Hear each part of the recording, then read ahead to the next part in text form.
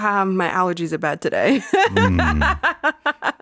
And so it's going to take everything in my power not to sneeze. Other than that, I'm just peachy. Okay. Yeah, I don't know. I don't know if I've had to sneeze on camera yet on this. We did before we started, but yeah, no, I know. Like not in the middle. It'll be extra. Now I'm like self-conscious of it. It just starts. It's like a dry sneeze, which is good because it's not a juicy one. Yeah. So it's just a. Do you have a really loud sneeze like some people that just like catches you off guard? It's so bad. Yeah. My sneeze is bad. There's a lady I worked with when I was at Phoenix Color. You worked at Phoenix Color? Yes. Like from when I was 18. I feel like everyone did at one point. When I was 18 to like 22, I worked there. And there's a lady there, and she would. That's what she sneezed. Do it again. Is that like an airplane or? I swear. And like the first time you hear it, you're like, wait, what was that? Oh, that's the funny opening. That's good. No, mine is like, I double over. No. Like I did in the Your middle whole of body goes into it. It's mine are violent. Yeah. Like, I was like, and then I have to sit and process to make sure my brain didn't fall out of my nose. Yeah, and you're like, my back. I pulled my back. Yeah. You see? But honestly, because last night I had a sneeze attack, and I was like, it's not gonna be that bad. And I was like, God, somebody help me. What would So you have consecutive ones that just keep going. Man. And I'm like, please, there's nothing more to give. That's the timeless question: is how long do you wait till you say God bless you to someone? Because sometimes they just keep going. You know, they're sneezing a bunch. It's like, how long do I wait? The sixth time? 6. It's like, achoo, achoo. Then it's like, God bless you. Then achoo, achoo, achoo. It's like, all right now. Calm down. I'm not finished. I'm not finished. Or, you're so good looking. You're so good looking. That's from Seinfeld. Okay. I was like, they were like, they did a whole episode on it. Yeah. I was like, going through. And they they're like, well, you know, because then they started talking about like not believing in God. Like, why would you say God? Like, I don't believe. And then they were like, you should say something complimentary, like, you're so good looking after someone sneezes. Tell me why I thought that was in The Godfather. I was like, Could be. Yeah.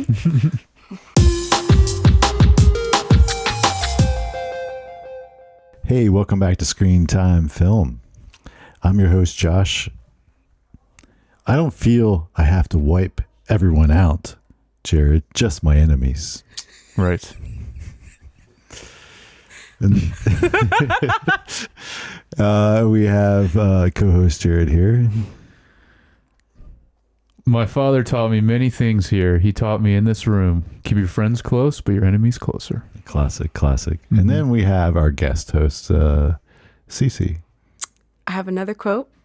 Do I have to turn down every deal? Question mark.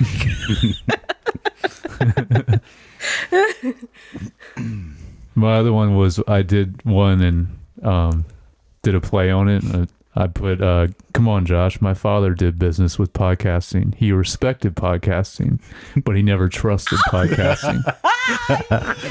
Yes.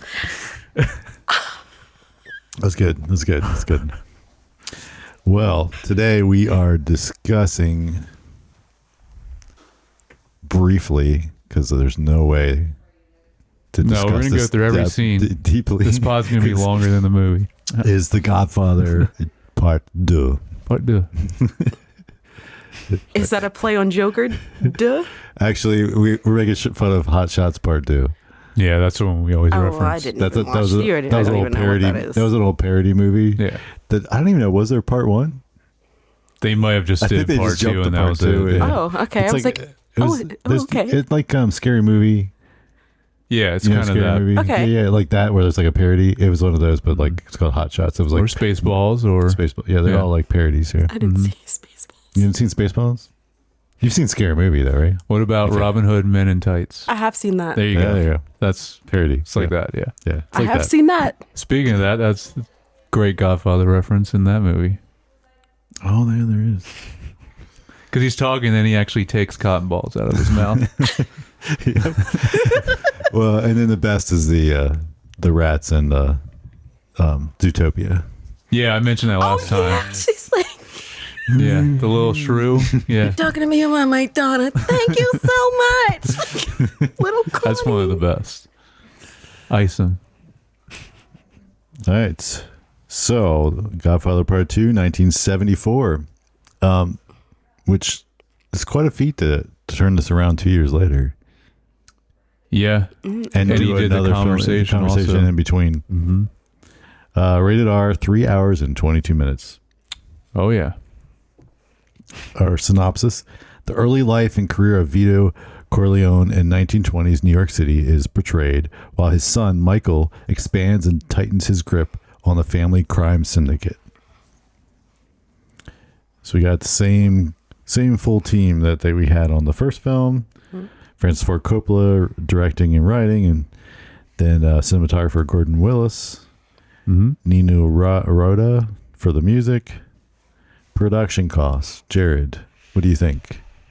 The last one was $4 million, I believe. Godfather Part 1. Yeah, I think so. I mean, we are going all over the place, all over the world in this movie. I'm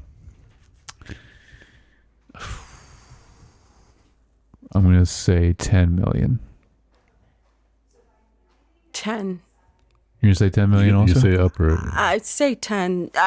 Lower than 10. lower than 10? Okay. 13 million. Oh. Do you want to know why? Salaries. Yeah. Salaries. For sure. The first one. Well, but you don't have all the people from the first one. I know, but Al Pacino probably was like, I want more. Before he's Scarface. Before he's- He said it in the Al Pacino yelling voice even, yeah. Oh, Scarface. Yep. Oh, yeah. All right, so lots of awards for this. I was curious about this. Yeah, how many is it? Winner Best Picture. For the Oscars? Yes, the Nice. Oscars. That's the only words we worry about okay. on this That's what- podcast. that's the only one we That's the care only about. care about. on this podcast. Disregard the Emmy behind us. Disregard it. Yeah, no big deal. Nominated for Best Actor in Leading Role, Al Pacino. Winner Best Actor in Supporting Role, Robert De Niro. Okay. Robert De Niro? Yeah, Robert De Niro was in this? yeah, he's the young Vito. version of Vito. Did you know That's Robert De Niro? Yes, he's very Yes. young in this. very yes. young. Yes. Yes, Yeah. I Are mean- you serious? Yes, I mean I'm with you a little bit because when I was watching, I was like, "This guy looks familiar," and I Doesn't wasn't look- like, Oh, I knew it He was doesn't him. look anything like Robert De Niro. Maybe because he's been elderly most of my life. Right. Like, no, seriously, like, He's it's looked like, the same for a long Yeah, time. yeah. Yeah. well, you live and you learn. yeah. So he won for Best Supporting Okay. Actor.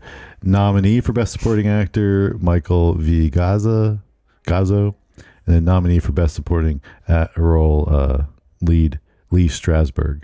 So they were also. Okay. Then Best Supporting Actress, Talia Shire was nominated. And then they won Best Director, Best Writing, Screenplay Adapted from Other Material, Best Art Direction, Set Direction, and then nominated for Best Costume, and then winner for Best Music, Original Dramatic Score. Wow. Wow. So Diane Keaton kind of got gypped. I know. Like, yeah, she, 'cause did was a in- really great job. Yeah. Mm-hmm. And then I think also what's funny is, so in the first film, Al Pacino is nominated for Best Supporting Role, and then this film he's nominated for Best Actor in a lead. I thought he lead would have role. won but he in didn't one win of either these. one. He Yeah. didn't win either one. That's surprising. I'm curious to see what he's up against. Yeah. Or who he was up against at that time. Right. yeah. You know.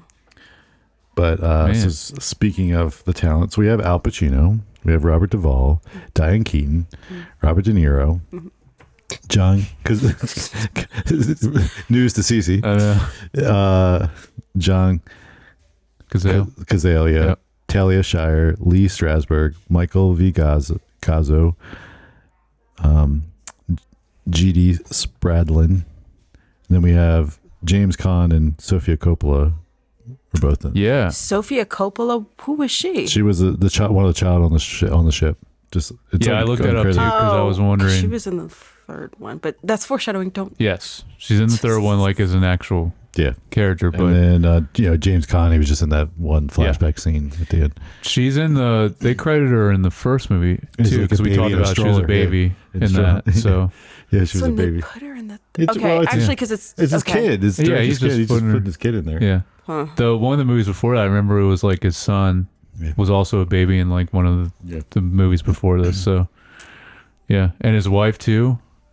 She was in the something. Rain People. Yeah, she I was in think. something Yeah. like as like an extra. Like, I mean, when If I you need someone, I you're don't like, know. let's I get don't a know family. why I was when I need a like- kid, I just go grab one of my kids. Well, no, I don't know. I just maybe because I skipped ahead. I don't know if I'll watch Godfather 3, but I know there was like, no, she's a nepo baby. So I was like, oh, she is a nepo baby. She is. Don't accuse her, but it looks like it's true. She's made some great movies also. I didn't know that. Yeah, Lost in Translation. Wow. That one's really great. Oh wow. Yeah, she directed that. The more you know. Yeah. Ding. There we go. I'll edit it in. All right, so what is your relationship to this film? Have you seen it before? Why did you is that say funny? that? Because you said, "What is your relationship? What is your relationship status to this film? To this film. Like, Actually, It's yeah. complicated. How do you feel about it? Like, how is those feeling? Like, Situationship. situationship? Yeah, I want to see. So you should. Me and the Godfather would get divorced. Yeah. And I would take half his money. Well, you do very well. You get a lot of money. Right on. I'm not gonna lie. And I did, in preparation for this, I was like, okay, yeah, I'll just watch it before so it's like fresh in my mind. I forgot this movie was 3 hours. Oh yeah. I finished this movie at 5 something. And I promptly said to myself, what the hell did I just watch? Like, what did I just watch? It's not bad. No. It's just a lot. Yeah. And it doesn't feel like 3 hours. Mm-hmm. I definitely don't think it's boring. No. It's just like, what? It's a lot of drama. For sure. If that makes sense. Like, it's just kind of like, okay, like, I don't know if I don't hate it. I don't love it. I don't know if I'd watch it again, like on a Saturday night and I'm sad and I'm bored. But then again, I might. So I don't know. So I feel like me and the Godfather are divorced, but we're still lovers.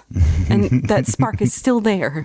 Every once in a while. Yeah. Every once in a When while. you're sad on a Saturday night. And when I'm elderly, we'll get back together. That's my relationship. Have you seen part 2 before, or was this your first time? This is my first time seeing part 2. I Okay. love part 1. Yeah. It just feels like this is the hot take. Here we go. Godfather 2 is what Joker Folie à Deux should have been to Joker 1. Because I heard some bad things about Joker 2. But yeah. for Godfather 2 to be a sequel, it did not suck. It was still really good.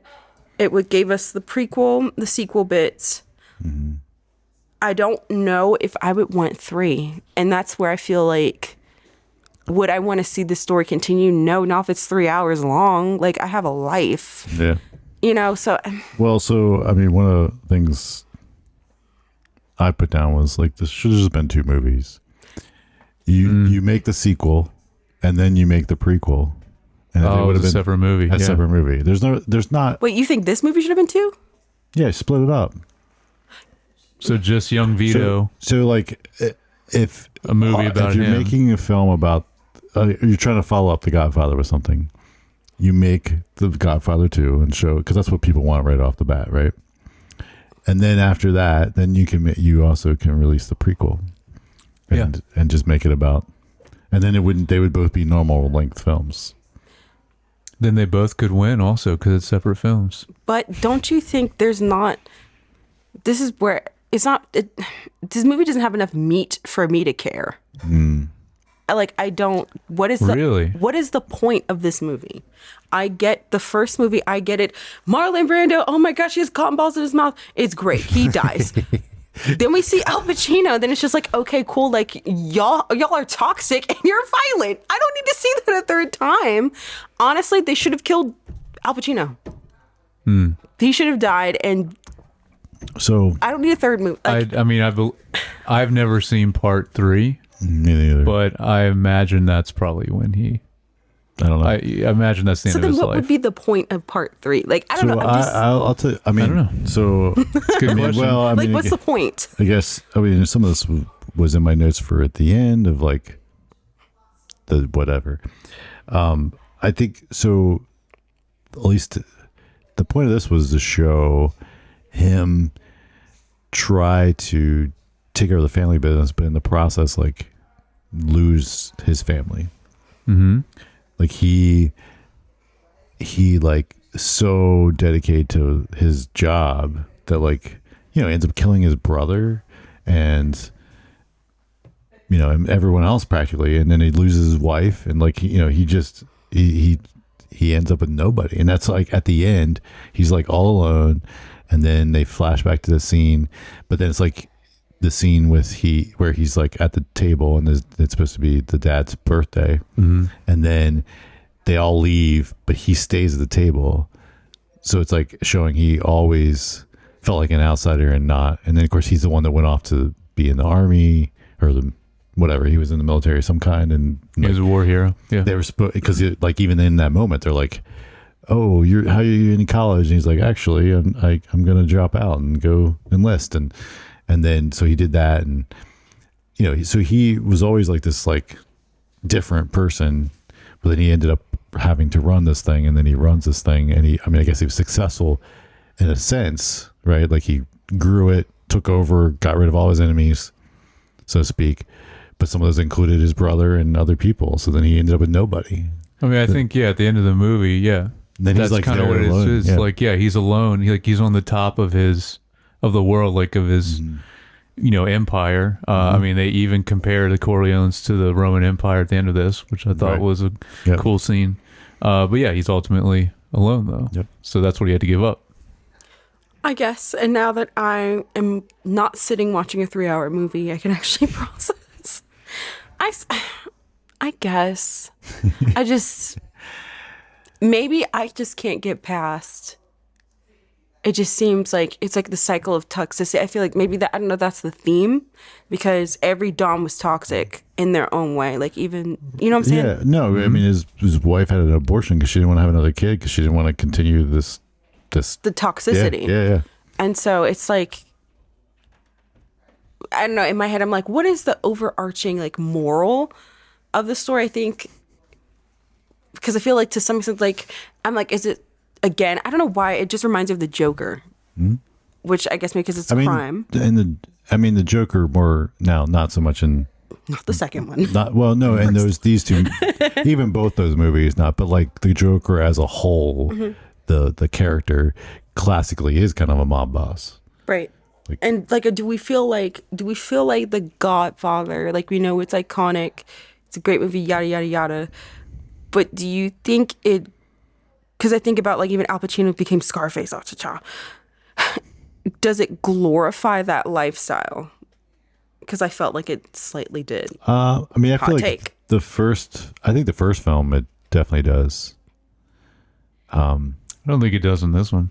I think in this one, it does in the beginning, but I think by the end, it shows the consequences. Yeah, of the it consequences. in a Like, because big he's way. like, I mean, he's by himself. Everybody's dying. Everyone's dead or left him. Yep. He's by himself. Well, I feel like the wife bit, I'm still formulating my opinion on that, but Well, so Josh, have you seen this part before, or was this your first time with part 2? I'm pretty sure I saw it. I think I saw Okay. it once, but like again, I mean, it was probably when I was late teens, and when I saw because I think that's both the time I saw both of them, and I think I've only watched them once, each of them, because they're so long. they're so long. And so, I mean, that would have been, lots of years ago, 25 years ago. I don't know. But I feel like this movie is like one of those like movies that's on AMC during Christmas. Right. Oh yeah. It's like you're watching The Godfather, and I feel like everybody's seen bits and pieces of it, not the For whole sure, thing. Yeah. And that might, I mean, I cannot confirm nor deny. Maybe that was how I saw it. I don't know. I feel like that's how I'm just like, there was like parts that I'm like, oh, I do remember this. But like, as a whole, I mean, don't remember it that well to like remember every piece. But yeah. how about you? Yeah, I've seen it once before also, but there was several parts that I didn't remember. There was a few sections I was like, oh, yep, I remember this happened. I couldn't remember like the whole arc of this second part. So it was fun watching it this time and kind of like seeing how this all plays out. Mm-hmm. And I still, even though it's 3.5 hours, I still think it's engaging the whole way through, just like part one. Yeah. I hear from a lot of people that this is like their favorite. I don't know at this point. I still really like this movie, but I don't know if it's better than part one. I think I'm gonna I'll probably rank them once we get to part three, and we can kind of see as a whole how it is. But so I mean, I did again. I kind of says there's things I like about this thing, but I think I like the first film better overall as a film. There's had too many side plots and trying to do too much. You think this second one did too much? Trying to do too much. I agree with that because I got lost with the Senate. I feel like Yes. What lost me was that scene. It came out of nowhere. It came out of nowhere. I'm like, when was he trial? indicted for perjury? What? Yeah, the government investigation thing that just like comes out of nowhere. And then they don't pick it back up. yeah, that's true. That doesn't really get resolved completely. That's at least 30 minutes that you could have shaved off the film. Yes. Because why? And that's like a side plot. Like it's just like a side thing that like wasn't there as a through line. And just like all of a sudden you got this like government investigation. And then like, yeah.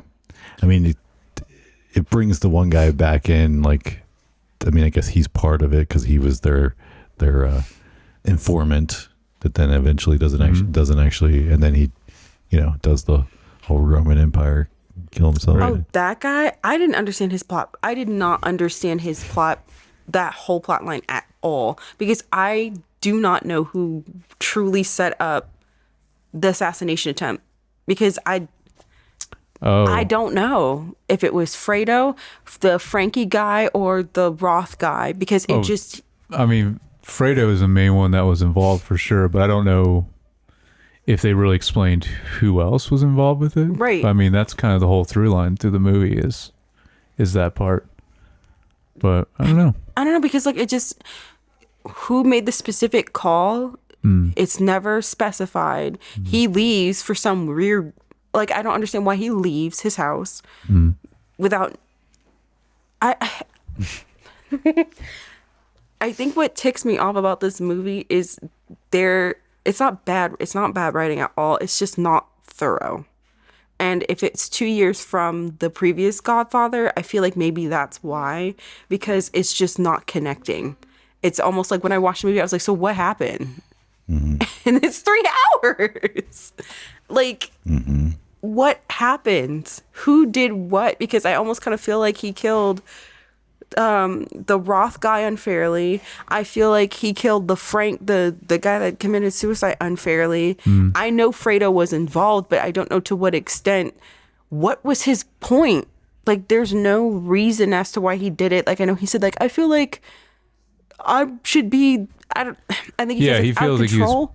Yeah, like at the end when Fredo's talking to Michael, he's saying he feels like he's like the. The odd one out of the odd one that out. like no one cared about. Yeah, like he basically goes into all that, and I guess he wanted to. Never felt appreciated. Yeah, he wanted like a bigger impact with the family. Right. And I mean, I don't know why he went through all that to do it though. And so it's just kind of like, now Fredo, you're dead. Yeah. You could have taken your nephew fishing. He can't get a mackerel and you're dead. Yeah. So Fredo wasn't worth it. And so I'm just like, I think that's why it makes you go, what's the point? Because it doesn't connect. And then, quite frankly, Al Pacino just looks like a jerk. Well, it definitely continues from part one, like the really slow kind of methodical pacing that you were talking about last time, where it's like they don't really do that with movies anymore. And it is impressive though, because like you have to have that long of a movie, and this one even being even longer than part one, and have that kind of pacing, and keeping you engaged for that long, like that is impressive. And maybe it doesn't for everyone, but I mean, I felt that it kept my attention the whole time. Yeah. And I think it ends on a really interesting point and leads up to interpretation, like we're talking about, like where you could see in several different ways of what happens at the end and where Michael is at that point and where he goes from there. Yeah. I feel like maybe I just had a big brain idea. Mm-hmm. That maybe what was the point that I'm feeling is how he feels. Because Sure, yeah. he doesn't, Michael, maybe this is why I'm upset. Michael doesn't gain anything. We don't really see, yeah, he's rich, and I'm not talking about that. He doesn't gain anything. He doesn't trust anybody. Even the Hagen guy, because I kind of felt like he was sketchy. I felt as if he was in on it and Michael wasn't trusting him. He doesn't gain anything. And so I feel like maybe that's what was the point part. Like, I don't feel like anybody really like respects him. Everybody kind of respects his father. And it's just like, do we need part 3? Like, they fear him, but Oh, but yeah, he's not where Vito was. the level that Vito was. Yeah. Right. He doesn't make, and I think maybe that's the dichotomy, is that Vito made, like, he committed crimes, but he was a Robin Hood in the neighborhood. And maybe Michael's just I just felt like this one was a lot more violent. Everything that transpired in the first transpired, I felt like this one was a lot more like, and why are they dying? And why is this happening? Like, this is a bit much. It seems like it's not as strategic like when we were talking in part one, how Michael was then. It seems like he's a little more haphazard in this one. Trigger happy. Yeah. Yeah. I can see that. Yeah. And I'm curious. I feel like now that I've seen part 2, I want to see if part 3, number 1, is any good. And I want to see if it loops it all together, because I don't know. I feel like the story, even though it's gripping and it's interesting, I feel like it just fell apart. And I kind of don't like that, because one was so airtight. One is really airtight, and this one isn't airtight. And I think that is kind of frustrating me. It's not a terrible movie by any means. Not a bad movie. I would watch it again. It just feels like, okay. Yeah. You know. I mean, from anyone I've talked to about the Godfather trilogy, I mean, 3 is like unanimously the worst one from what I've heard. Oh gosh. But I don't know. I'm interested to watch it just because. We'll get to it. Yeah, I've never seen it. Yeah, it's gonna be a while. It was 1990 when that was when that one came out. So we got a little ways to go. Yeah. I'm not looking forward to it. Like, I just feel like what are they gonna do? Like, how are they gonna mess it up? Because nobody talks about Godfather 3. No. Nobody. Everybody references the first one. And I could see why people skip over the second one, but I still think it's good. But I didn't realize it was made in the 90s. Yeah. So I'm like, Way later, yeah. Yeah. yikes. Oh, well, you got some notes about other story notes? Yeah. My first note is about the opening. So the opening is very different. Different than the first film, but also very different than a lot of Coppola's films so far. Like, he did all those, like, where you just kind of have the abstract static shot where something interesting was kind of happening in frame, and then with the first Godfather being very mysterious and like you just hear him talking and stuff. And this, I kind of interesting because it was more like a action set piece. That was like kind of how you would start a more modern film, where you want something happening, like like people getting shot and stuff, and so just thought it was interesting to see like that happen. Yeah, I mean, it shift. seems like I think that was intentional because it's a direct continuation. So, yeah, it wouldn't make sense to start it the same way like you would part one. So especially if you watched it which would be crazy because it'd be like over 6 hours. But like if you watched one and went right to part two, Yeah. Somebody's done it somewhere. Oh yeah. No, I mean, because he starts with the stuff from the, I guess it was the 20s or whatever. The tens. Yeah. Tens, I guess 1910s. Yeah, tens. Yeah. And then, because then when the first stuff for the current day in the film, then it is the same. It's like they're just it's not a wedding, but they're still having a large party with a bunch of people gathered, and he's inside doing business, and they keep going to outside and inside and outside. Yeah, and inside. that So it part is the was same. similar. Except for it feels like, I actually kind of see what you're saying because like when Michael does it, it feels a lot more sterile and he's so incredibly unhappy. His wife is miserable this whole film. I feel so bad for her. Mm-hmm. Yeah. Versus I feel like Vito was happy. Well, because I think like you were saying, like he kind of, to say Robin Hood, but like he felt like he was taking care of the neighborhood. The neighborhood.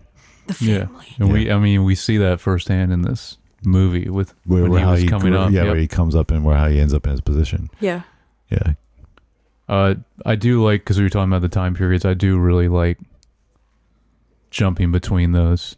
Because then it's early 1950s and present day of it, right? Yeah. Yeah. So we're getting that in the 1910s. Technically, we get even before that because we get he's a little like 1800s. very little, yeah, late 1800s maybe, yeah. But I think it's interesting to see. Well, there's two things that like I noticed. It's interesting to see kind of. I think when we think of the mafia, we always think about like New York circa 1920, or Chicago, Al Capone. But I never see anything that focuses on the mafia in Sicily. Right. And the origin points of that, because you never think about that. So I think that's interesting how pretty much the same crap carried on from Italy, the cycle of violence, and it carries on overseas to continue in New York. But one thing that was interesting to me was how Italian culture plays out, because like in the beginning where they're in Italy, obviously super Italian. Then they come over Ellis Island. Everybody's still speaking the language, and they're only marrying Italians. Then Michael's, I guess I'm gonna call it regime, happens. Yeah. And then they start marrying. He's Italian, but he's with someone that would be, I guess, another Western European, another European ethnicity. And people aren't like speaking the language, but the original people have the language, but the kids aren't. Or it's like kind of like becoming the Italian American culture that we know Definitely today. And I think that was like interesting. And even like the scene where Fredo has, I don't know if his wife, his mistress, Barbie doll, that lady was. whoever she was a mess. she was. But like even the racism, like how that even played out, and like in terms of like seeing the Italians intermix like with black people, and then even like the Puerto Ricans, because they reference black people in a not very pleasant way, and Puerto Ricans in that way, and how that played a part, and the opinions of that, and even adding in like the Jewish influence. I didn't even know that Jews had the mafia. I didn't know that. Yeah. And so it's kind of like, I like how it connects. Yeah, all I do that, too. and how it's kind of like, it's not like the Italian mob. It's like, no, everybody was in these streets. A lot of cultures, you know, like it's New York, which I like. New That was York. interesting. It's New York. It's a melting pot. It is, yeah. That is like the melting pot. It is. Yeah. So one of the, I think you alluded to this a little bit earlier when we were talking about budget, but Yeah. the amount of locations in this film is insane. Yeah. Mhm. Oh, yeah. They're like all over the place. California, New York. But you don't think that Miami and Cuba couldn't have been played in America? Oh, I mean, they might have filmed it, but I'm talking about not talking about How many just places towns, they filmed. but I'm talking about like even like location are sets, all over like the place. like all. I mean, it just. I mean, even like the guy's house that he's at in Miami to like the Havana. the Havana. He gets around. I mean, There's just like so many places.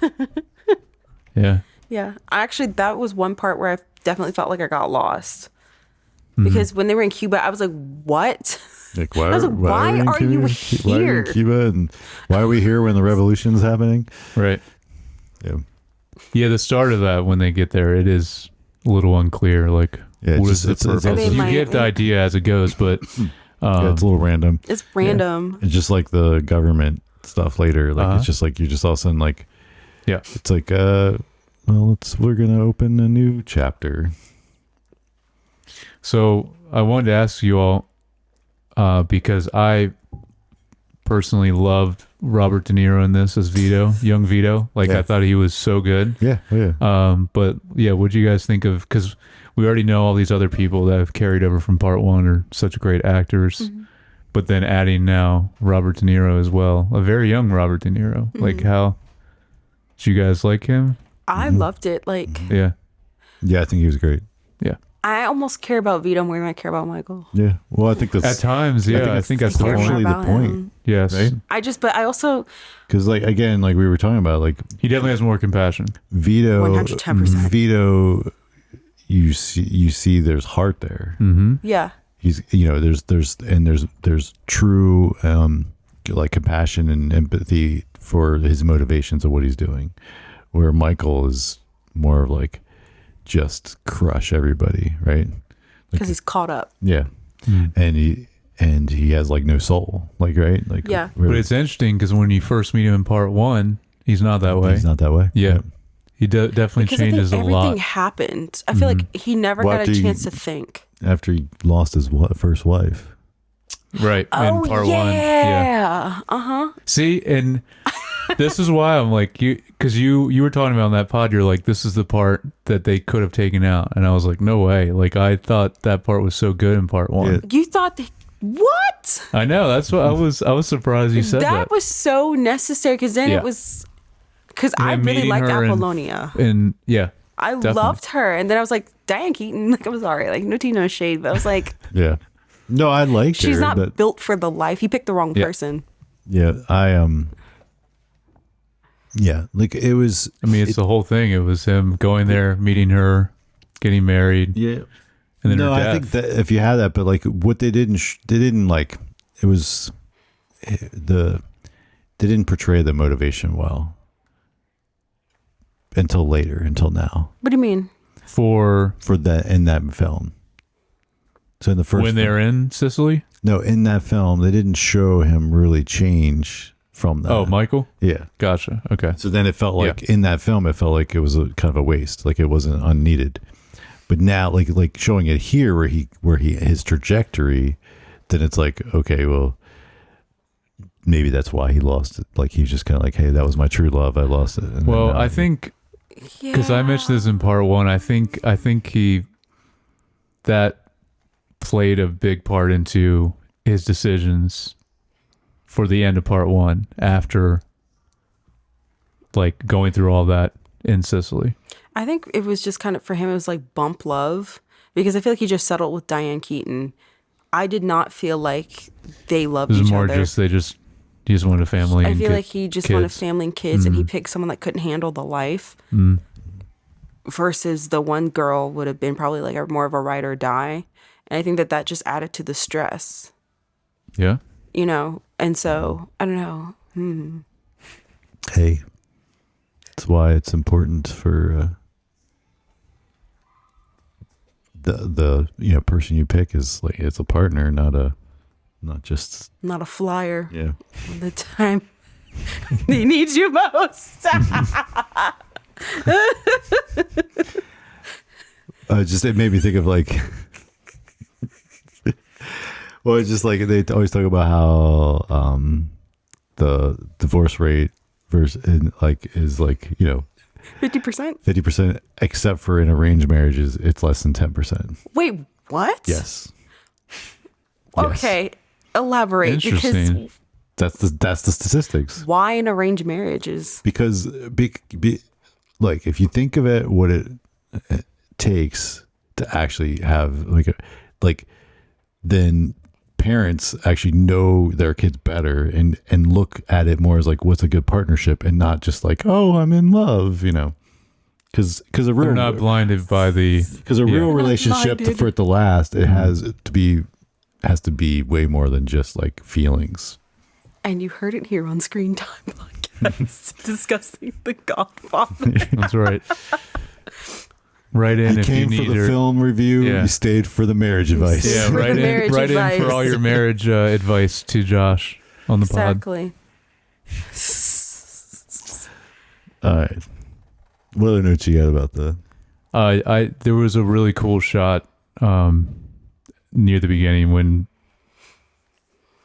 Vito first comes on the ship to America, and he looks out, and you get the Statue of Liberty, In the reflection, or when he's in, because there's like the time when he's like standing and there's like a reflection and you see him in the, but there's also the time no, when it he's was behind, when he he's looking actually, out. Okay. yeah, when he's looking out on the ship. Yeah, I really liked that moment, and it was a great introduction into like coming into this new land, land of opportunity, which Yeah. they harp on that a lot in part one. Mm-hmm. I believe in America, Yeah. American dream, all that. Yeah.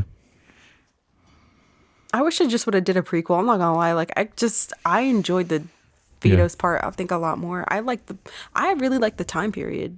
Me too. I thought the time period was like so very Newsies, but like I've never seen. I mean, I go to New York City a lot, and so I see like modern day like Italian American culture, but I didn't see like the beginning part like of it, like where people are like really like speaking the language, like you hear the language, like it's very like Little Italy, and I just think that is just the coolest thing to me. You see all the traditions and stuff. I love that. Yeah. I mean, I agree with you. I think some of the best parts of the movie are Vito. Yeah. Yeah. So I said it should have been a separate movie. It should have Yeah. been, but I think that's why that was probably more expensive, because technically that would have been period. Yeah. Because I didn't think takes- about the cars. Well, but all of it's period. Yeah, all of it is. I mean, this True. is, yeah. Made in the True. 70s. Yeah, so all the stuff in the 50s. Exactly. Also, which No, but it's a lot easier to like just like now. go back a little bit. Yeah. If we were trying to film something for the early 2000s, it wouldn't be as hard as it would be Yeah. to film. I was about to say, because we have to be careful how we speak now, because that means early 2000s is 20 years ago now. Yes. Yeah. And I don't want to think, because our time now to the early 2000s is what their time was in the 70s to the 1950s, and that scares me. Mm-hmm. Yikes. The 50s time period, though, just because we were talking about it, I think it was the best decade for cars, though. It The was. cars are amazing. And that had to be a lot of budget, too. I mean, there's so many cars. We don't have as many. You don't think the Tesla Cybertruck is one of the greatest cars? Right. Yeah. No. I will find a car from the 50s one day in my life. Nice. That's like a goal of mine. Yes. Just love the colors of them, too. They had the best colors. 110%. Yeah. Yeah.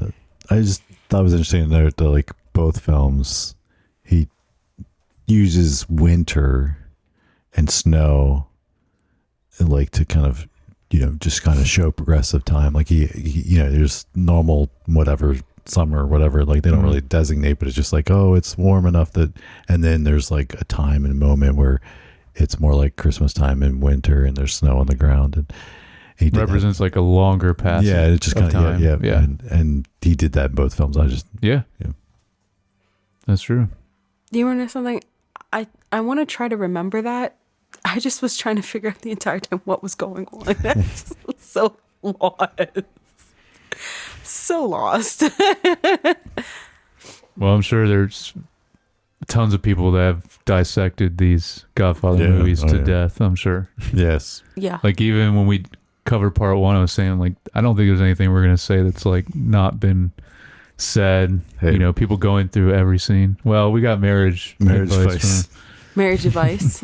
We did get Marriage Advice. Marriage Advice tied to The Godfather. Tied to the Well, because they're very family oriented. Yeah. They're incredibly That's what it's all about. family. They're very family oriented. Yes. Actually, that's another theme. Because if you think about it, I'm not saying that you didn't have like workaholics back in like the 10s and the 20s, but I think about, because even the sister Connie was a bad mom. Connie was such a bad mom. Yeah. And I didn't realize it. The breakdown in how family values are changing, even though it's the 50s and it's the era of the nuclear family. But if you think about even Kay, because they're really sexist and they're obviously wife beaters, but like how even Kay was outspoken and Kay left the kids. That pre-60s female, like the feminism and how, because I think that kind of plays a part into the third movie with Connie doing more. I don't know. But I think that that's kind of like an interesting, like how family ties are breaking down. Because it was tight again with Vito, but then it's just kind of It changes with the dwindling. time too. Yeah. Different generations and as culture goes through these decades. Yeah. And I don't think Vito had a mistress. Yeah, we don't see anything like that. Vito and his wife were ride It's or always die. it's always just his Yeah. wife. They were ride or die. I don't think Michael did either. Michael didn't. I think he's He's more likely to have it. 110%. Michael had somebody on the side. We just didn't see it. I don't know. I think he was so he was a You probably workaholic. didn't care about that. He was- Yeah, you're he was so right. workaholic. He was not. I don't think he did. I don't know. I think he was married to his job, just don't- I which was just don't killing like people Michael. and killing his enemies. Yeah, he had no time for a mistress. He didn't even have time for his wife. It was just all work. Yeah, Just, I guess. Yeah. building the empire. Yeah. Did you have any other notes in the section? Like we kind of talked about everything I had. So For the whole movie? Or this section of the movie? for the whole movie. Oh, you don't have any more notes for the whole movie? No, go into the cinematography stuff, but like Okay. No, well. I feel like there's not much to dissect story-wise with this movie. I like mean, I have a lot that. Let's talk really? about For it. the wow. Well, I want to hear. It'll be. Well, it's not all like. I'll go pretty quick through it. Yeah, no, let's talk about it. So after the initial assassination attempt on Michael, this part stood out to me also where he is telling Tom that he's going to take over and be the Don, have complete power in that moment. And it was I think a really impactful line where he's talking to Tom and says, "I'm trusting you with the lives of my wife and my children." So this is right before he leaves to get out of there. That was a moment that stood out to me in this earlier section. Yeah, it was a good moment. And I feel like it's ruined because we don't get follow-up. We don't get anybody else's reaction to, because if you think about it, Tom is not Italian. And he was speaking more Italian towards the end. And it's ruined for me because I wanted to see other people's reaction, because it's like, so nobody reacted to Michael leaving? Nobody had an really. opinion? I mean, he has full power. Like, he has full power, but it's they like, can't really say anything. I mean, he can't say anything, but it's just like all of a sudden Don, like, or Tom or whatever his name is, like Hagen, it's Don. Yeah. like, who made you the Don? Like, you know what I'm saying? So I'm just kind of like, Well, I mean, he would be the next, he's the right hand man. So he would be the logical choice in that moment. Like if Michael has to go, we don't have, I always forget James Caan's character's name from part 1. Because, we don't have him around anymore. He might have picked him initially. I don't know. yeah. But I mean, I see what you're saying. Like that whole, Because we were talking about like Tom is or are we saying James Caan? One of them is like the hothead brother Sonny. that you wouldn't want. Sonny, that's was James terrible. Caan. Okay. Terrible. So maybe you wouldn't want to. Maybe you wouldn't want to take, hand it over to him temporarily. So maybe Tom is the choice. yeah, it was kind of, to me, like that it was supposed to be like right. He was going into hiding. Yeah. Maybe fake his death.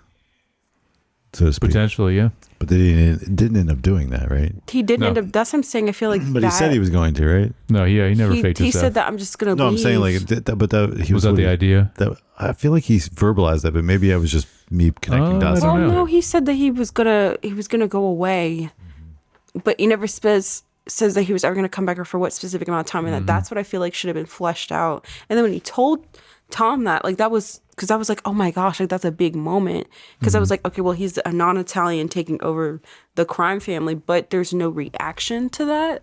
Yeah. Nobody Nobody Michael questions leaves, it. Nobody questions it. They're like, well, what's going on? Like I wish there almost was a scene because I feel like towards the end, Hagen was sketchy. He was sketchy to me, and I'm just like, was there a deleted scene? Yeah, maybe. I'm like, that explains it. So I kind of feel like it's kind of like a drop plot point to some extent. Next thing I have is just I think this is the first time we got a tiny bit in part 1, but I think this is the first time we really get like full Al Pacino being Al Pacino with the yelling. You know, like the just how he does and everything after this. I think this is kind of the first glimpse of that in this movie. Yeah, that's fair. That's fair. Especially the end with Kay. I would say that's probably the part. Yeah. I've never seen Scarface. Yeah, we got to do that too. Brian De Palma. You're gonna do. He's a great director. It's when you do Scarface, please let me. I just sure. want to watch it just to Oh, see I that. kept thinking about Goodfellas too. Like, Did he scream in Scorsese. that? no. Does Al I Pacino just keep scream in that? The type of movie. yeah, just because of the type of movie. Yeah. Yeah. Scorsese's very high on the list. I don't know when we can, because he has a lot of movies. I don't know when we'll get to that, but the next I just said Havana, I think, is another moment where you said you guys were, or at least you were saying you were kind of confused during that section.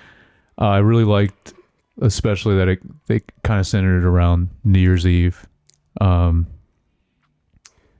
then the big moment that, you know, it all culminates to Michael, you know, kissing Fredo and saying, I know it was you, and all, and that whole thing, which is another great part. I thought that's one of the more iconic parts of this movie, I would say. Right. For sure.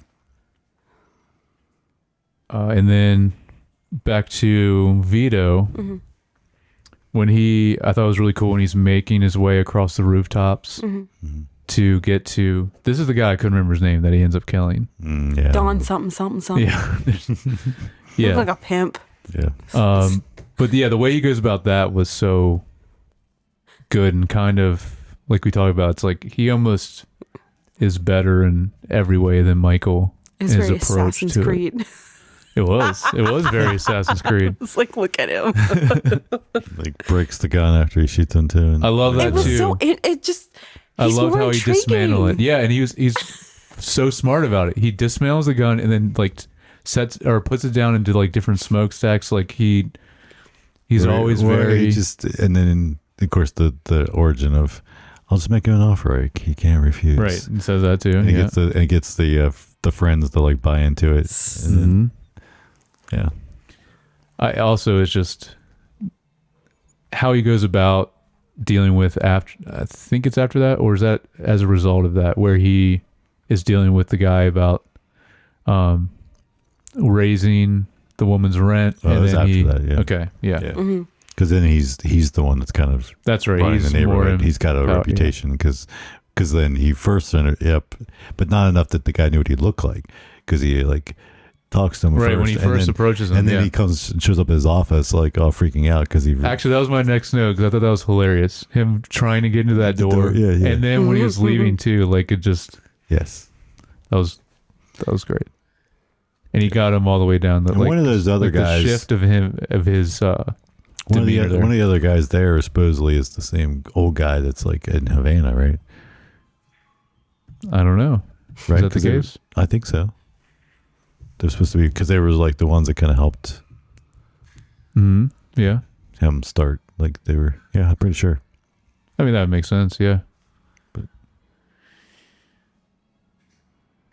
The next thing is kind of the Senate trial thing. Like, I thought that was interesting, but you guys make a good point where it kind of comes out of nowhere and doesn't fully resolve.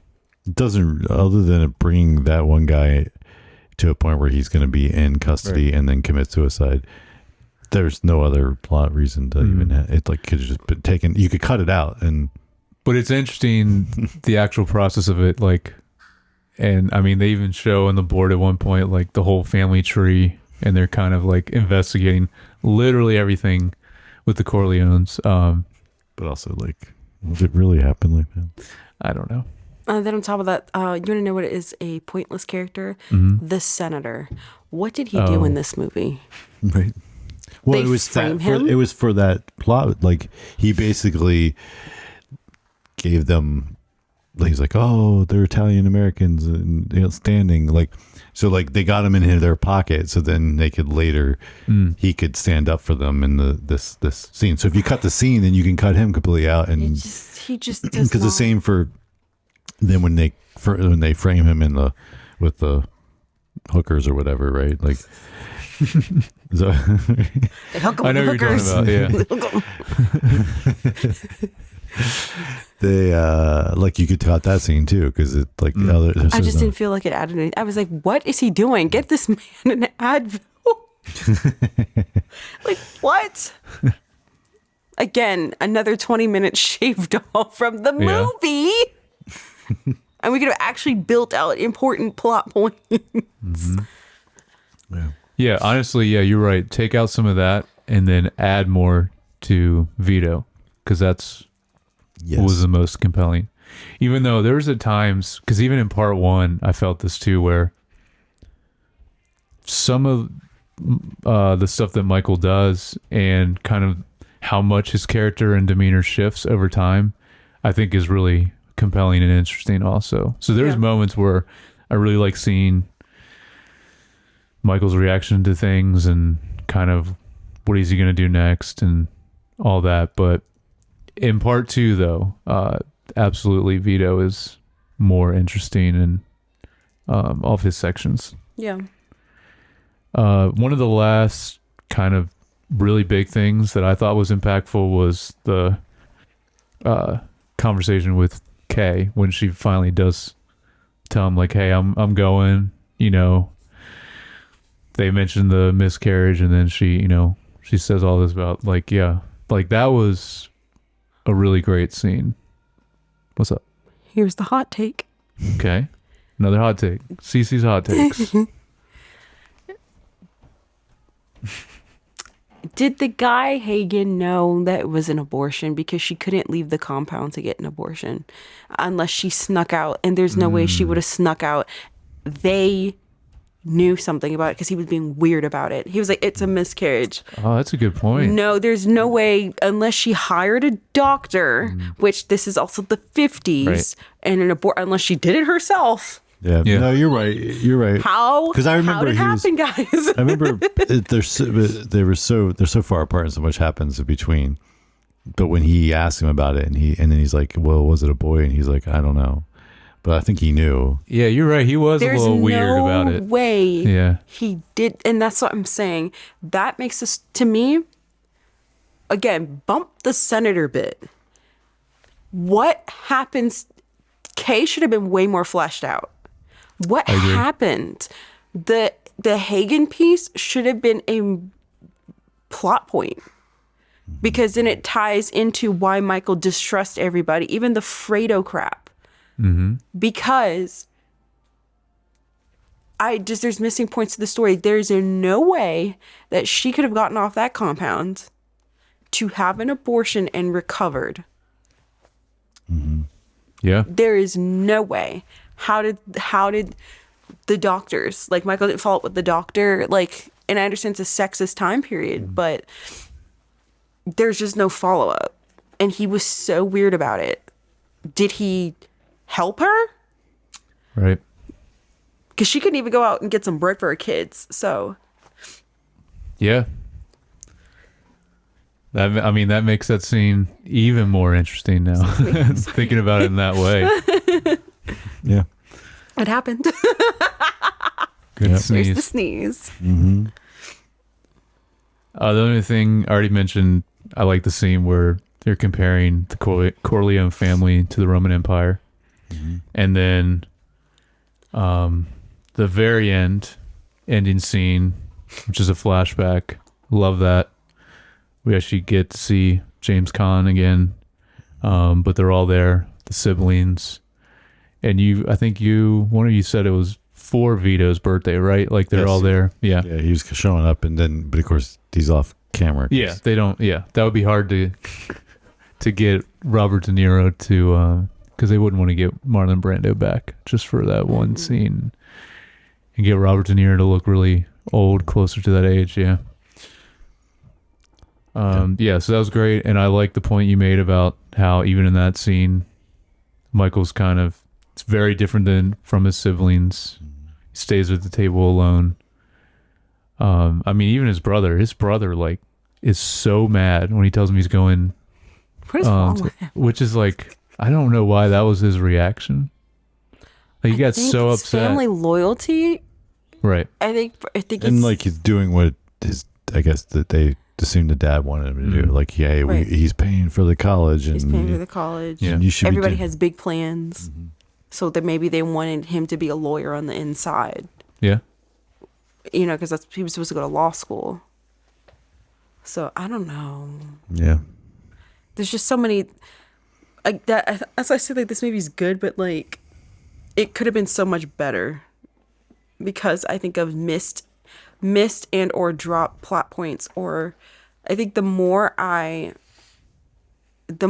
analyze the movie and like take a look at small details, the more I'm like, yeah, it kind of falls apart for me. And I'm just kind of like, I wouldn't want to see 3. Mm-hmm. You know, because it's just like, no what? Like, here we go. Yeah, I'm very interested in part 3. What they're gonna do with it. I don't know. I think I might just watch Scarface and pretend that that's Godfather. Scarface is always great to watch. Michelle Pfeiffer is awesome in that too. But I feel like, do you think Al Pacino was typecast after this? Yeah, I think so. For a period. Yeah. Because I feel like he's never been able to like escape Mm-hmm. Godfather, and then of course Scarface, and it's just like, I mean, Yeah. And he even does movies after that are very similar as well. Yeah. yeah. Yep. All right. Yeah. Talk a little about cinematography. Mm-hmm. Not gonna go because, like, we're not dissecting scenes, right? Mm-hmm. But just wanted to say overall, it's definitely there was like a significant step up, I think, in the cinematography. There, From part 1 yes, to this, yeah. yeah, You think there was a significant step up? yes. How? So in the not, how to say this, like being able to use wider shots and still working with the characters moments, and actually setting up these wider shots that allow character moments to happen instead of it just being over the shoulder back and forth, Yeah. which can look good, but like I feel like there's it's kind of something that Deakins does a lot more present day, like where you get these like really cool symmetrical kind of wide shots and people are having conversations inside of it, and Yeah. and it looks really good. So they have some of that, which they didn't really do that in the first one. Yeah. The wide shots only were used to establish like, hey, here's where we are, and then like, you know, Okay. there's a lot more interesting long takes with dollies that they didn't really use in the first film. And what scene? you see For that? example, when Vito is first it comes into the they're like checking him for stuff and he's in line, and it's like, I mean, there's long dolly shots. Oh, when he first gets to on America. Ellis Yeah. Island? Okay, yeah. And there's some what other you're ones saying. like, but there's just like they use that at different times, and they have some stuff like that yeah, it just has a takes a lot more planning choreography and direction, but also didn't seem forced. Like it seems good, motivated movement and things like that. But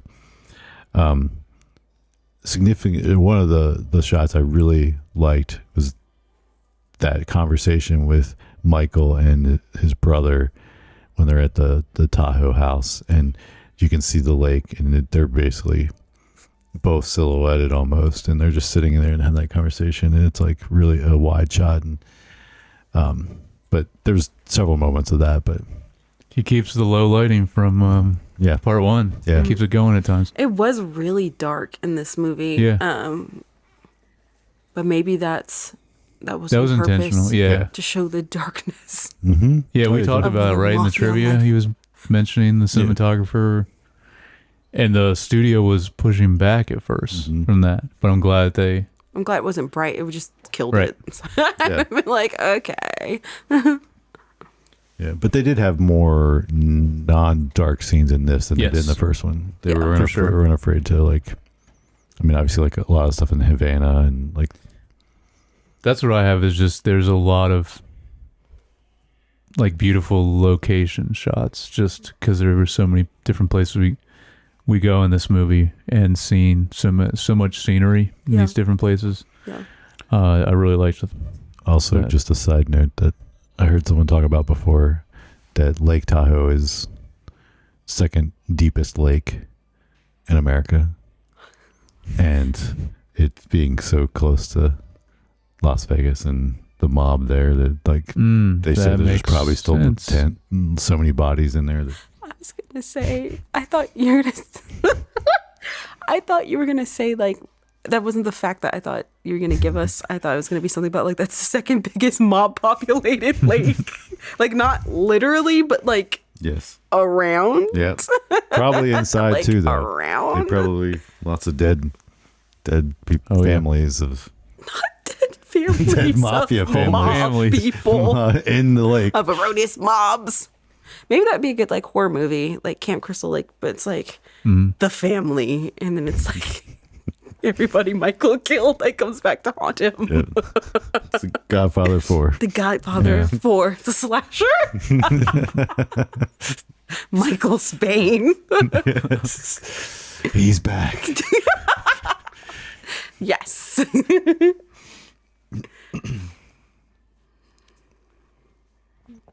All right, that's all I got for that stuff. Oh, I have I noticed a lot of the scenes where it's just two people talking to each other. This time compared to part one, this time it was like very tight and close on their faces. Mm-hmm. And that wasn't like that a lot of the times when they were having conversations in part one. Yeah. So I liked that difference. Spread them out a little bit. I'm glad there wasn't a dead horse in this one. Yep. Didn't see any of that. Yikes. There's also a scene early on that has like a really great like parallel transition that I liked, where it was Michael. Oh, he's having a conversation. It's right before he leaves the compound. He's having a conversation with his little boy, and then it fades to young Vito picking up his baby. Yeah. It was a really cool, like, kind of transition shot and showing like those different generations. Yeah. Then the last thing I have is when they're in Havana, and maybe this is what you were talking about with the dolly. I don't know. I was thinking there was like a horizontal pan back and forth across the table when they're having their meeting. Mm-hmm. Yeah, is that what you're talking about? Shot, yeah. Okay. Yeah. I like that a lot too. That was cool. But that did remind me, I'm pretty sure, started noticing later, and obviously I didn't go back because the movie's so long, but they only used dissolves when they were going back and forth in time. There's always a dissolve. Everything else is just cuts, but they would use a dissolve. Cool. Yeah. To go from the two time periods. Yep. Yeah. Yeah. You got anything on music that's different? I mean, what do you guys think? I want to hear you go first. Same. I mean, it's good like the previous one, but it's basically felt like it was pretty similar, the same thing. It is. Yeah. The little musical notes and they bring it in when it's like the Godfather moments. Mm-hmm. Yeah. The only thing I noticed that was really cool this time was, I think it actually was the scene I was just talking about where Michael's talking to his boy. It plays the kind of main theme that we hear a lot throughout, but it's a music box version of it.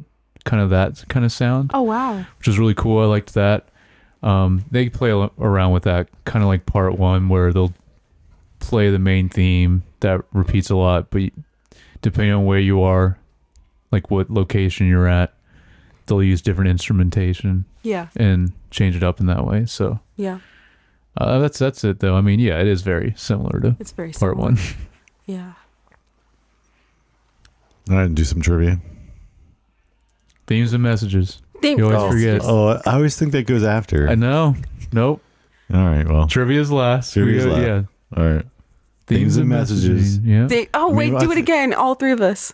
Themes and messages. I feel like we talked about this already. We talked about this at the beginning. Yeah. But do we have anything to say that we didn't say already? I mean, it's because I talked about my notes already, and because we feel kind like of family, it's culture, still family, yeah. Cycle of violence. Yeah. I do think the big difference between part one and this, as far as like a big overall theme, is this one emphasizes way more on loyalty. You know, we see that with Fredo. Yes. In different times. So I think that's kind of more centered in this movie compared to part one. Fredo is a basket case, I will say that. I did not like Fredo. Yeah. Fredo's crazy. Sonny's crazy too. Michael's the only level-headed one, and Connie's so terrible. Mm-hmm. Yeah. Like I said, I think in another life I could have been Adon. you. I told you last time. You? I told you. I said there's still time for you to become Adon. As the Don? Yeah. Let's make it happen. I feel like I could because I do have deep You gotta down. get I the have mannerisms down. I know. Yeah. No, but I feel like deep down, like I'm one of those people. Like I'll bring everybody in. Like you care about everybody, but if you really screw me, you're dead to me. Be sleeping with the fishes. The dead fishes. Not physically gonna kill you. But you're just gonna You're gonna end kill up us with your disappointment, and that's what You're gonna end up in Lake Tahoe. He's like, if you screw me over, you're gonna be on the list. Yeah, the list. List of people that I don't really like very much. Shunning. Mm-hmm. It's a fate for some death. Shunned. Unshunned. Shunned. Unshunned. I think. Did you see it? I can see USB. Yeah. Well, I would have said Jared, but maybe it's because of the jacket. The jacket. It's a jacket, yeah. It's a jacket. No, I think Josh could. I think Josh. Then who's the could do it. consigliere? Lucas. See, I was gonna say Jared. Okay, Jared. Yeah. And then I say Dre is the overall mastermind. She's the Someone's business gotta flow. be Fredo and everything Clip else. that out and send it to her. Yeah. Cool. Let's do some trivia. I'm sure there's a lot of Yes. trivia. Robert De Niro spent 4 months learning to speak the Sicilian language dialect Nice. to be able to play Vito Corleone. Ooh. Because almost all the dialogue he speaks is Excuse me. in Sicilian. He didn't. True. Yeah, he doesn't talk and he doesn't Talk much English at all. No. He didn't speak much English, but does Robert didn't ask? Does he speak Italian like regular? I don't know. Francis Ford Coppola had a horrible time directing the first Godfather film and then asked for them to pick a different director for the sequel. Yeah, how'd that turn out? While taking the title of producer for himself. He chose Martin Scorsese, Ooh. who the executives rejected. Thus, then Coppola agreed to direct the film with a few conditions. They don't tell us the We conditions. don't know the conditions. They don't know the conditions. Else I'd have to kill ya. They made him an offer he couldn't refuse. Couldn't obviously. refuse. $5. This is funny. The door to Vito Corleone's olive oil business was rigged so that it would not open if a nail was inserted into the lock. Coppola kept the secret from Leopoldo Triste, who played the Signor Roberto, and his difficulty in opening the door was real. I saw the kind of the side guy that was already like he was laughing. And he was like laughing like legit, yeah. That's great. And that's like the best comedic moment in the whole movie. Hyman Ross' character is loosely based on a real-life mobster called Meyer Lansky. Lansky, who at the time of the film's release was living in Miami, reportedly phoned Lee Strasberg and said, "Now, why couldn't you have made me more sympathetic? After all, I am a grandfather."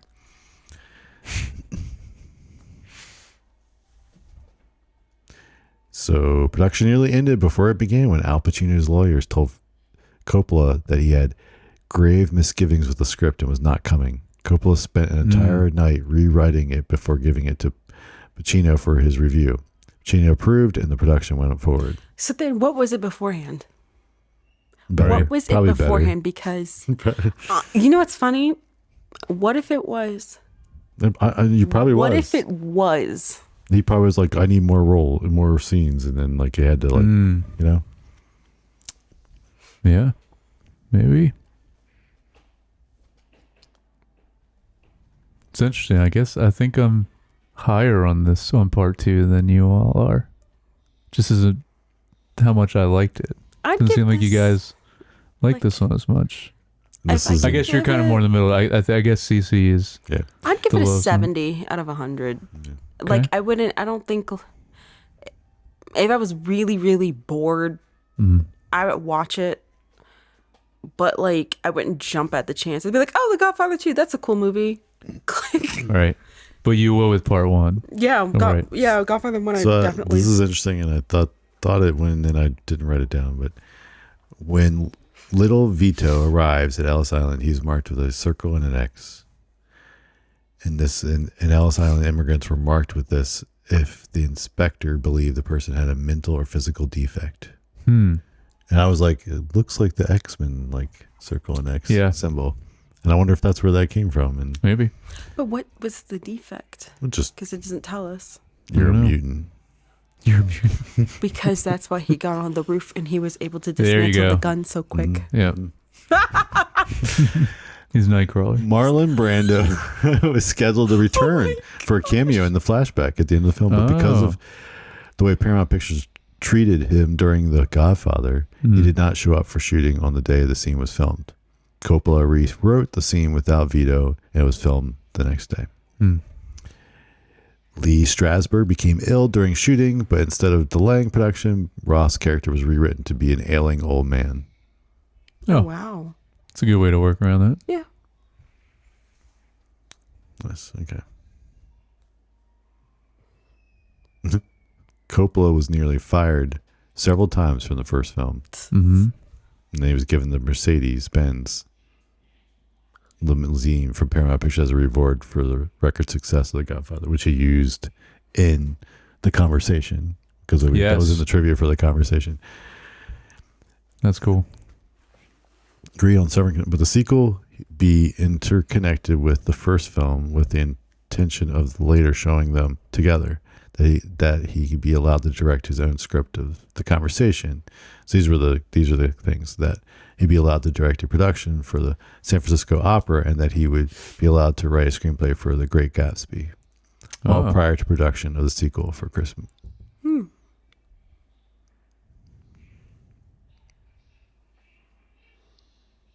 I mean, I'm surprised he came back at all for this one after just how much hardship it was and just how much craziness that happened in the making of part 1. They still convinced him to do part 2. And maybe that's why. I want to know how long this shoot was too. It can't have been that long because 2 years isn't long.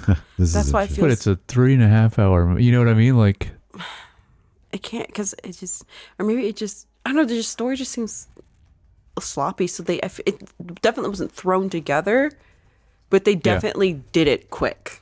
Right. Because 2 years, once you get the rights, then let's say 6 months to a year of filming. Right, and he did the conversation also in that time. Because that was technically also 74. Just that one came first. Because this came out Christmas of 74. Christmas, okay. Like, I just feel like they just did not maybe spend a lot of time on the writing. Or maybe stuff was Well, cut. he takes a long time for his next movie. Very long time. So in the test screenings for the film, it garnered negative reactions from the audience finding it confusing, the back and forth cuts between the young Vito and Michael. So the editor, Coppola and the editors decided to decrease the frequency of the transitions and also add in the transitions. Right. It dissolves. Yeah, it dissolves, yeah. But so that's why it's like What? just long. And But I then, feel Why like would people get confused? well, I mean, at the time it might have not been normal. Like I guess. we're so used to color stuff. grading too, because it was color graded differently. Yeah. You know, True. Yeah, it did have like a different it look. did have a different. So maybe it would look the same. And I did notice that the time periods, if you look at the cars, look the same to me. The cars look the I same felt to the you? cars looked the same, unless my eyes are playing tricks because I watched a 3-hour movie in one sitting, which could be it. I mean, the cars are very different from the 1910s I and know, the 50s. but it looked, the streets somewhat looked the same, Oh, a little yeah. bit. Just a, it's. I feel like it's close enough that you could tell. There was the gate for the Tahoe place. On the gate, it had a sign for ADT security. Oh no! Wait, And I was like, was it ADT? around in the or? Had to have been. I mean, because even if it was a error, it was still around the 70s. ADT, ADT, Yeah, and our it- trusted ADT. So it was. I didn't Well, see that. maybe That's they great. got. Well, maybe they wanted to expand their market to the mob lords then- of the Tahoe. But then League. maybe it's one of those things where maybe they were around in Yeah, yeah. the 50s even. Okay, I don't know. but mafia bosses using ADT security is one of the They use people corniest things. for security, not ADT. Yeah. Puppies and dogs. security cameras, maybe. I don't know. Did they have those back then? No, I don't think so. Well, we mentioned that in the Also in the conversation, so I conversation, guess there was somewhat. Some stuff, maybe. They probably couldn't hide them that well because they were Well, the fact pretty that big. you caught that is pretty amazing because I was like, Yeah. this entire movie is Yeah. Well, any final thoughts? Would we recommend that somebody watch Godfather 2 or would we tell them to skip and just watch Godfather 1 and be content with themselves? I would still say watch both. Yeah, I think partly just because it's one of those like it's a classic film, regardless. And there's classic scenes, regardless. Yeah. But maybe watch the Cliff Notes. I don't know. I think watch the Cliff Notes. And what do we... like I feel like like a modern editor. I'm not saying me, but I'm just saying someone could re-edit this film and still you would get all the stuff and you would just be like, oh, it's 2 hours long now. What do we rate it overall? I don't know. I'm not good with ratings. I would think I'm the highest on it though. Out of the three of us. I'm 70%. No, you said 70. 70. Okay. You're 70%? No, I said you said that earlier. I would be higher than that, but like B plus A minus somewhere in there. B plus A minus? Yeah. So like an So 80, yeah. 85.67279. Or I mean, if an A minus is a 90, right? And then Or B like a plus 80. would be I don't 80. remember. I was yeah, I homeschooled guess so long 90. ago. Yeah. I don't know. But like a high 80s. Yeah, like 80s, like it's cute. 8 point. I'd say it's cute. Don't look too close. Otherwise, you'd be analyzing a 3-hour movie for 6 hours. It's cute, but just don't look too close. How about you, Jared? You got I don't have a number? rating, but it's still very high. It's just part one is higher, Yes. but I think this is still very high. So should I watch part 3 after this, or should I watch Scarface? You should watch both. Yeah, you should watch both. I've never seen part 3, but I've never seen part Scarface 3. is always good. Okay. I'm going to watch Scarface tonight. Nice. Nice. And I'm going to pretend that that's Godfather. In the parallel universe. Yeah. Parallel universe. So, how about you, watchers, listeners? Have you seen The Godfather Part 2 recently or ever? Do you have thoughts? Did you know it existed and Robert De Niro was in it? You can let us know. Email us at feedback@screentimepod.com, or you can leave a comment on YouTube. You can like and subscribe. Apple Podcasts, Spotify, YouTube. You Or- mentioned the next movie, Oh, yeah. And the next film? Apocalypse Now. Yes. Apocalypse Now. Yeah. Have you seen this movie? Nope. Oh man, I just enthusiastically chime in. this is still, as of right now, my favorite Francis Ford Coppola movie is Apocalypse Should I Now. watch it?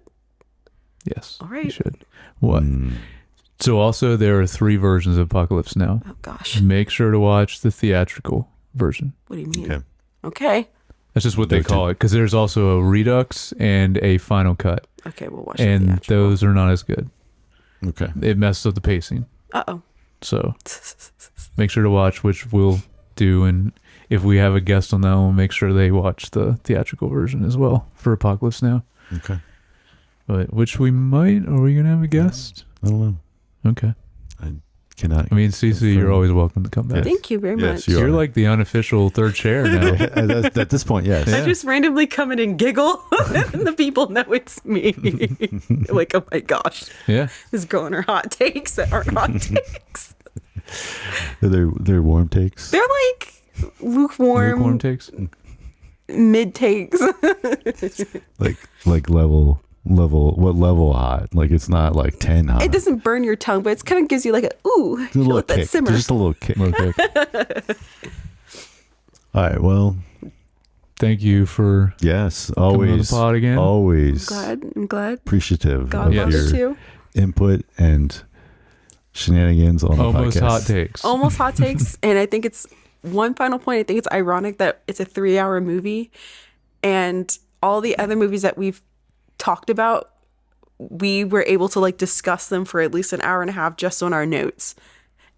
A 3-hour movie, and we were like done. I feel like in 30 minutes, which kind of speaks No, we- to we the would- substance. Yeah, We're we talking didn't, a we lot didn't have a about it. ton of notes for. Well, because it is Different really sections. just slow. It's slow, It and I is feel slow. like, but it just kind of goes to show you that just because something is long doesn't mean that it's effective. Or a lot going on. Yeah. Yeah. All right. Well, with that, we will say thank you for watching and listening, and we'll catch you guys next time.